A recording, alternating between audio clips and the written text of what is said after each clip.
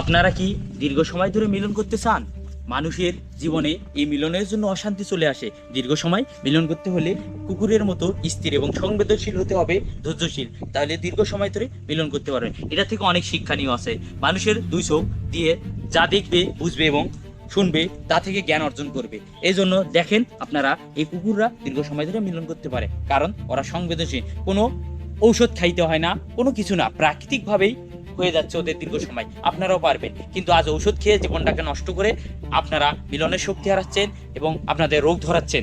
এজন্য আজ থেকে ওই ঔষধ বিকল্প পরিবর্তন চলে এসে নিজেরাই স্থির এবং সংবেদনশীল হবেন, দেখবেন দীর্ঘ সময় মিলন করতে পারবেন। আর মিলনের সময় কখনো মুখ দিয়ে নিঃশ্বাস নেবেন না, নাক দিয়ে নিঃশ্বাস নেবেন। দেখেন কুকুরা স্থির এবং ওরা গা হাঁপসাচ্ছে না, ধীরে ধীরে মিলন করতেছে এবং দীর্ঘ সময় মিলন করতেছে। আপনাদের যদি ইচ্ছা হয় তাহলে এইভাবে শিক্ষা নিন, তাহলে পরম সুখে শান্তিতে দাম্পত্য জীবন সুখ হবে আপনাদের।